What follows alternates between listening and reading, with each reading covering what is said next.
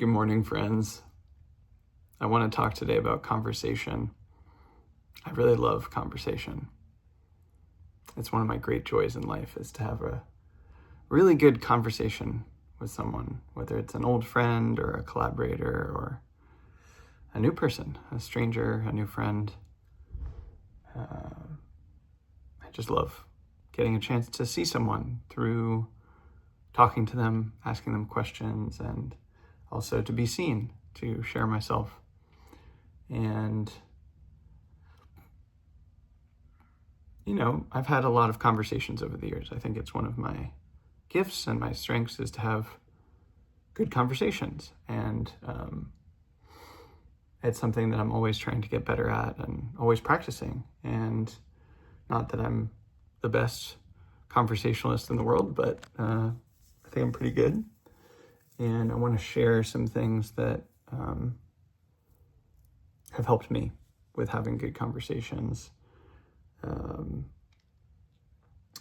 don't know, not in any particular order. I'll probably miss some things that later on I'll be like, oh, I can't believe I didn't even mention that. But it kind of feels right to have a conversation in this form, albeit a one-sided conversation, about conversation rather than writing an essay about it. Maybe I'll write an essay about conversation at some point. I guess I wrote some things about it for my curiosity book last year, which if you want to dive deeper into this, you might enjoy reading. But yeah, it felt fun to chat about this and to think aloud about how I think about conversation and what makes a conversation good and how to show up specifically for conversations.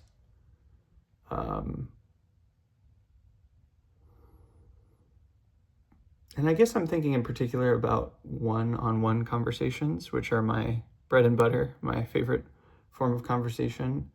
But the things I should mention here would probably apply to group conversations as well to some extent. I really like one-on-one conversations because you can both attune to yourself and attune to the other person. It's possible to really balance attention between the two people and then harmonize in that, where if the other person's also doing that, you can attune and be attuned to together and find kind of the locally optimal conversation to be having. Not in a left-brained, analytical, figure it out kind of way, but it just emerges, it arises, it comes naturally in a bottom-up sort of way. Especially with practice, with familiarity, and so on. A big thing for me is paying attention to how much I'm sharing and how much the other person is sharing, how much I'm speaking and how much the other person is speaking, how much I'm listening and how much the other person is listening, to kind of keep an eye on that. And it doesn't have to be a 50-50 split. I think a good conversation often has some imbalance of like 60-40 or 70-30. But then ideally over time, it's balanced where in one conversation, one person might talk more and the other person might listen more. Hopefully they're not talking 100% of the time and listening 0% of the 100% of the time. But if it's 70-30 in one conversation, then hopefully in a future conversation, it's 70-30 the other way. And over time, approaching 50-50 over many conversations. I don't think any one conversation would be strictly 50-50. I think if you aimed for that in the context of one specific conversation, it would be a little bit stilted and a little bit artificial. But just being attuned to that, paying attention. How much am I speaking? How much am I listening? How much is the other person speaking? How much are they listening? And what's the give and take? What's the ebb and flow of this conversation? And what wants to happen here? Maybe you're listening a lot and actually it's time for you to speak more. And of course, maybe you're speaking a lot and it's time to give more space and to listen more. But it's really like dancing in this form of not that I'm amazing at this. I'm not great at dancing with people, but in partner dance, ideally you're dancing with someone and it's not just you dancing and they happen to be moving alongside you. You're paying attention to them. You're flowing with them. Maybe there's a lead and there's a follow, and maybe that switches. That's often the case in partner dance forms, and I think that's the case in conversation often also. But ideally it switches over time. It's not just one person leading and one person following, unless there's a specific kind of structured conversation you're having, like a therapist conversation is kind of like that, or with a teacher or a mentor or something.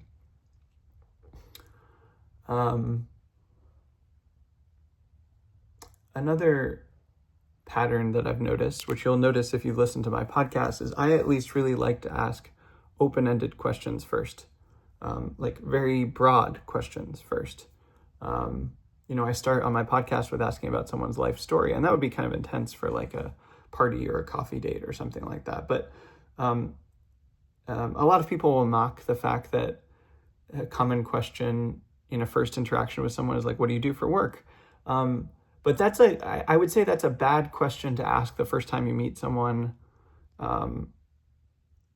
just because it's so typical and so common, so predictable. But it's a good question in terms of its shape. It's like sufficiently broad and gives someone a chance to share something about themselves. And then importantly, you can ask follow-up questions from it. So this is such an important question.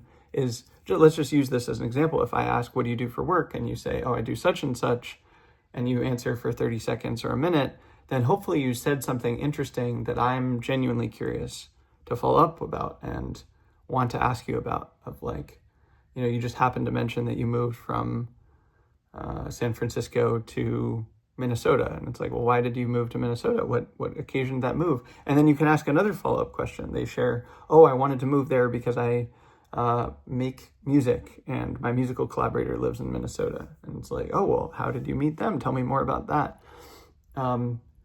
Asking those sorts of broad, open-ended questions at the beginning means that you can follow your curiosity when asking follow-up questions. And that may take a few rounds where you keep asking questions, but if you do that, if you're willing to do that, if you're willing to follow your curiosity and keep asking follow-up questions, then you will surface something about the other person that's unexpected and also interesting to you, that you can kind of optimize for what's genuinely interesting to you. And it will be interesting to the other person too, because you've asked them a question that's given them a chance to share something about themselves.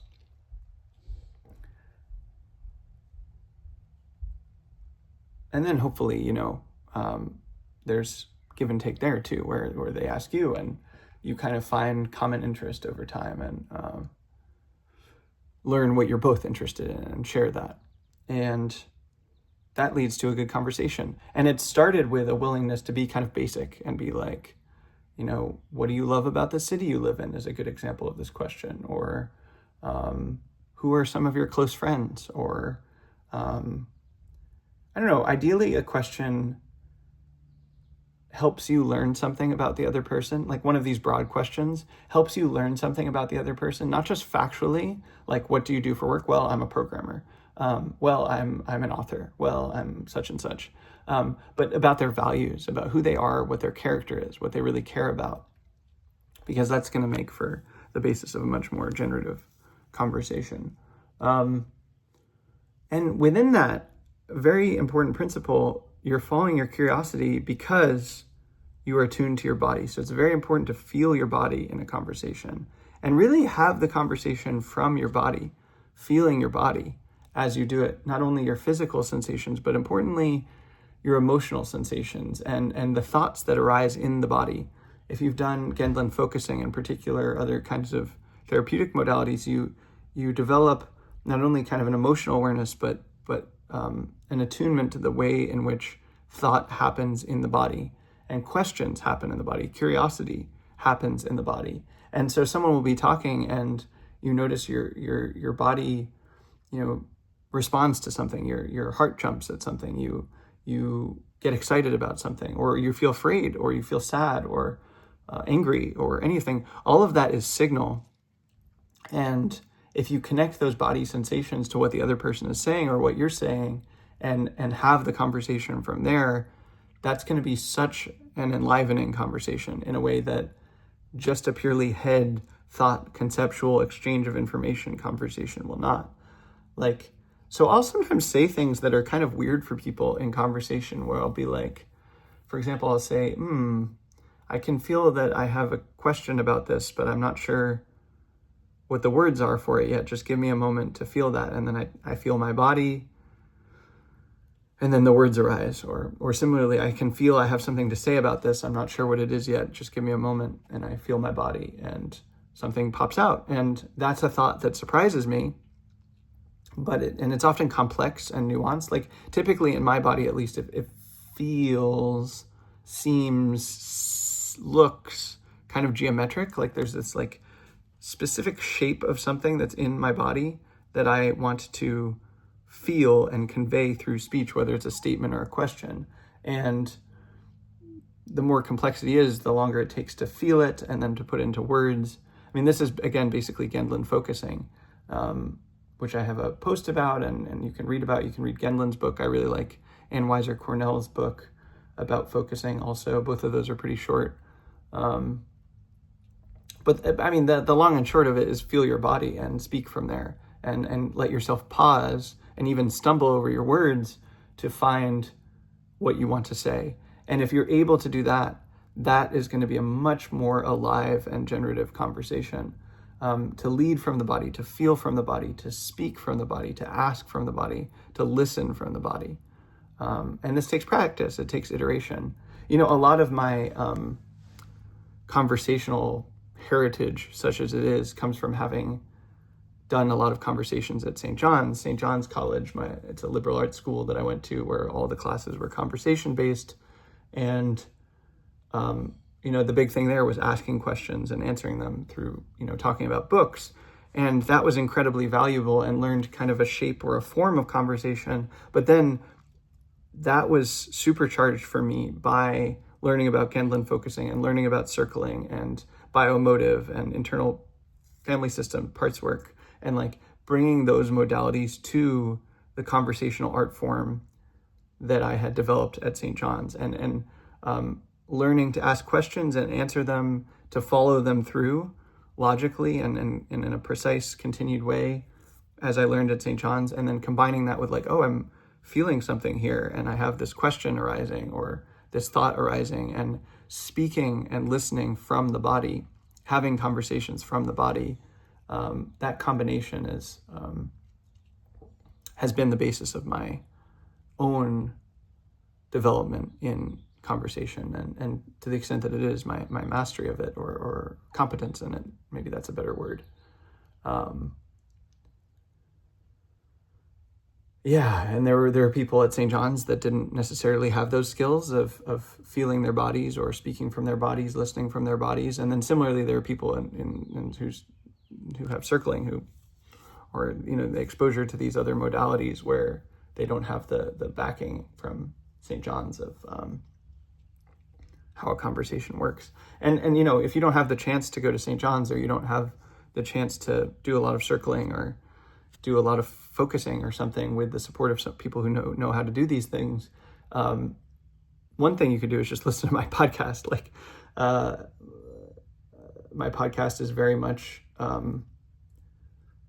listing questions that I'm interested in for a person, asking them, and then asking follow-up questions based on my curiosity and my interest and how my body responds to talking to that person. And often there's an experience with this, if you do this repeatedly, if you practice it, if you get good at it, which I love so much. Like this is what I live for, is this is one of the great joys of conversation for me, is either making a statement or asking a question that surprises me, that really surprises me. And it's like, wow, I didn't expect that I was going to say this, or I didn't expect that I was going to ask this, or I've never asked a question like this before, but I just feel really called to ask such and such. I just feel really called to say such and such. And, if you listen to my podcast, this often happens 3/4, 4/5 of the way through in the last 20, 30 minutes or so, where there's such a broad base of shared context that's sort of factual and information based. And we've gone deep into this person's life and their views and their projects. And then from there, with all of that context in the room, I can ask a question that's emergent, that's like novel and unexpected. And often it moves something for both people, where it's like, wow, just being asked this question shifts something for the person. And just asking this question and hearing the person's answer shifts something for me. I mean, a conversation can be psychoactive. Like there's conversations where you learn new information, and that's well and good, but even better is like something that just shifts the way you see yourself, the world, irrevocably. Like, oh wow, that conversation really changed something in me. And I've been blessed to have conversations like that on my podcast, and that's always feels like such a gift to have and to be able to share with people, because I know that can be psychoactive for the right person at the right time, and that we can spread it in that way. But also I'm blessed to have these conversations all the time with friends and, collaborators and partners and whatever, or even strangers, just people I just happen to meet. There are people who are attuned to this possibility for conversation to change your life and are like ready to meet you there, and they're willing to play that game with you. And yeah, when people like that get together, it's like, things will change, things will shift. And often actually private conversations are better for this. I think recording a conversation and putting it in public can be a little bit less psychologically safe for people. They're less willing to share things vulnerably and so on, but it's still worth having. And I love my podcast for this reason, because it can happen and it does happen. And also often the podcast is like a first conversation that I'm having with someone, or just one conversation of many, and part of a larger context that I'm having many, many conversations with someone over years. And I love that. And having certain kinds of questions on record where it's recorded is really useful for diving even deeper in private conversations. And I also like to revisit certain guests over the years on my podcast and have follow-up conversations of like, well, we talked 2 or 3 years ago, how's this going?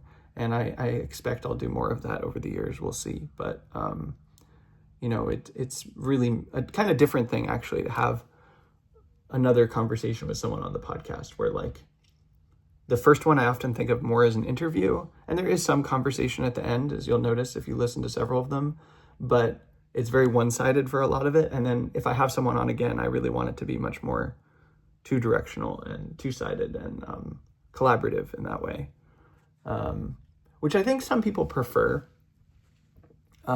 There are definitely podcast hosts where that's more their thing, where they're having a conversation with someone and they share more of themselves.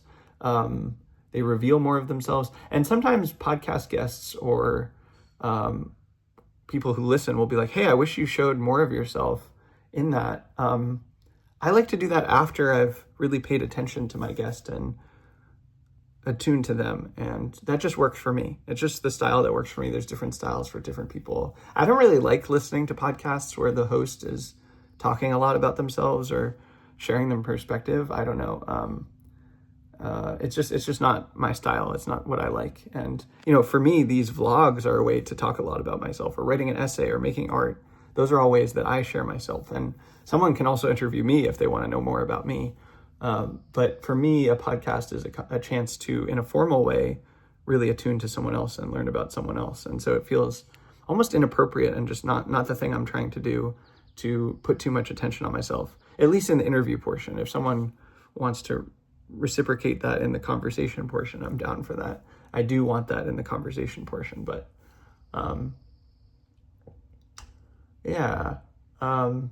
so I talked about broad questions to start. I talked about follow-up questions. Something else is, this is a bit technical, but it's like multi-part questions.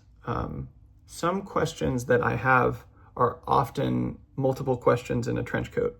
And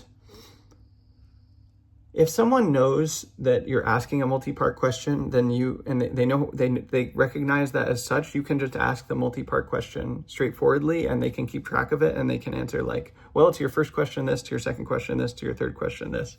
Often you ask multiple questions in service of a follow-up question, where it's like, I'm really trying to ask this thing, but I need to ascertain these first two things first, and then frame the third question accordingly. Or maybe I don't even ask it because it no longer makes sense.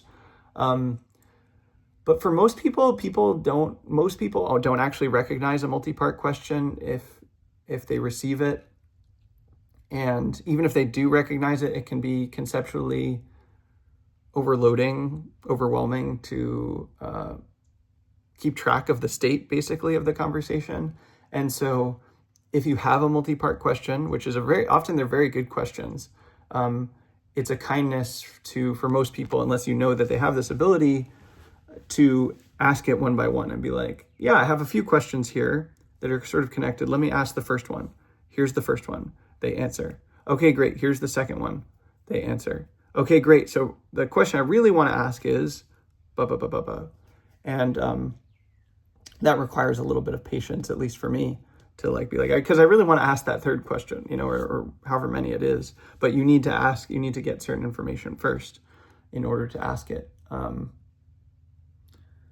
I think it's also really helpful to have a larger sense of the structure of a conversation. For me, this is sort of visual and sort of somatic, where I'm like, okay, we've talked about these things, and I want to talk about these things, or we could talk about these things, but here's where we are now, and here's where we've been, and here's where I think we could go, or where I want to go.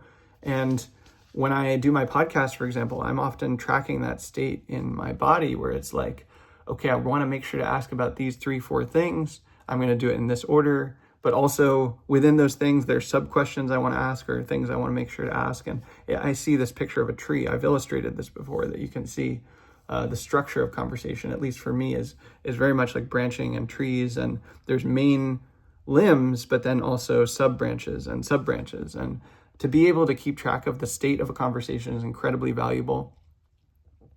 It's really useful to be able to bookmark, like, not only in your own mind, but collectively with the person you're talking to. Like, hey, I want to make sure we talk about A, B, and C. Or we've gotten through A so far, but I want to make sure we get to B and C. Let's talk about B now, but let's not forget about C. That requires a bit of conversational skill that someone can do that with you. But the best conversations, there's almost like an agenda, or a running list of, let's talk about these things. And good conversation partners, you often build this with them of like, oh yeah, we want to talk about these things, or you circle back to certain things. Yeah, we talked about this before, but I'm referencing this. It can be so valuable to record conversations. I have a whole essay about this, the value of recording and optionally sharing conversations. But even if you don't share a conversation, just recording it for yourself is so valuable for you and your conversation partner. I'd say like 80% of the time, 90% of the time, you don't necessarily go back and re-listen to it. But for that 5 or 10% of the time where you do want to re-listen to part or whole of a conversation, it's invaluable. So valuable to remember exactly what someone said, or how they said it, or in the case of a video conversation, to watch their facial expressions, how they looked when they said something, or when they were listening to you say something. That's incredibly valuable. I'm a little bit of a stickler about this in the Guild, where like I really want people to have self-view on, because in Zoom conversations, because I want to see not only the facial expressions of the person that's talking, but the facial expressions of the person that's listening. And there's so much information in that, so much information. Also in people's tone of voice, or how they respond to something. And people are speaking with their bodies and their voices in ways that their words don't always convey. And it's very important to be attuned to that. But helpful to bookmark conversations, and often if you're keeping track of the structure of the conversation, to be able to be like, oh, we got interrupted there, but you were saying such and such. And that is such a kindness to do for someone, because people often lose their own train of thought or forget what they were talking about entirely. But if you're a good conversationalist, if you have good memory, you can remember, oh, we were talking about these things, and bringing that back. And I love when people do this for me. It's such a kindness of, because I usually remember what I was talking about, but it's like, hey, were you even paying attention in this way? Do you remember what we were talking about? Do you care? Because that's also a signal. Like, am I just talking about this thing, or are you actually interested? And I don't want to talk about something if someone's not actually interested, if it's not relationally important to both people. You can also helpfully, if you have that skill, sometimes you can jog someone's memory of like, they're like, oh, I got distracted, and I know that I wanted to say something here, but I can't remember what it is. Incidentally, if that happens, at least for me, if it happens to me, I find it so useful to feel the body, and feel my body, and feel what my emotions are, and my muscles, and just like do a body scan basically. And often just that will pop up. Oh yeah, I was going to say this. It's really stored in the body. And I think one way of viewing that experience is that we sort of lost connection to a part of our body, and if you feel your body again and you feel your whole body, then the thing you wanted to say will sort of just pop out. Not always, but that can help. But a good conversational partner can jog your memory and be like, well, we talked about A, B, C, D, E, and then you're like, oh yeah, it was when you mentioned D, I thought X and whatever. I guess what I'm kind of getting at is that like you can improve at conversation, your skill in conversation and your capacity to have a good conversation. And that is even something that you can do in a dyad where both of you develop a shared sense of this is how we like to talk to each other. And you develop a conversational rapport and different modes of being with each other. And the more conversations you have with someone, the deeper you can go into this. And there's just such richness that's possible for a dyad, for a we of, yeah, this is how we talk to each other and this is how we relate to each other. And there's skill there. You know, a lot of people, frankly, are just not very skilled at having conversations, and that's okay. But it's a little bit tragic when I consider just how good conversations can be. Like conversations can literally change your life. A good conversation can literally change your life for the better, irrevocably for decades. And that benefit can perpetuate for centuries in terms of the benefit that it had on you can change your life so dramatically that you change how you act and how you live in a way that benefits more people, and that just keeps going. That just keeps going and going and going, even after you die, even long after you die. So a conversation can literally change your life. It can literally change the world. And I know that conversations can be that good. And it's sad for me when they're just kind of meh. And, you know, most conversations, that's going to be where it's at. But I really optimize in my friendships and my collaborations and the connections that I have for these kinds of vibrant, alive, interactive, balanced, nuanced, flowing, fluid conversations that are like more like dance or art than mere exchange of information. Of course, information exchange is part of it. It's a necessary part of it, but it's not just that. It's really seeing someone. It's really witnessing someone. It's really being seen. It's really being witnessed. It's having that mutual awareness of this is who I am and this is who you are. This is who we are. And then from there, this kind of emergent dance-like or art-like, this musicality of this is how we would like to connect. Given what we know about ourselves and each other, given what we know about us as a pair or even a larger group, this is how we would like to connect. This is how we would like to converse. And it often takes on this very particular specificity of the kind of conversation you have with a specific person that is unlike any conversation that you have with anyone else. This is how we connect. This is how we converse. So there's probably a lot more I could say in particular about how to have a good conversation, but that seems like a good place to end, is just to remind us of how good it possibly can be. It can be so good, better than you think, because it will change your life in a way that surprises you and anticipates you, and that conversation is a skill that's worth developing for that reason, for the art and beauty and transformative potential of a beautiful, excellent, noble conversation. So I hope that was thought-provoking and useful for you. Would love to hear your thoughts.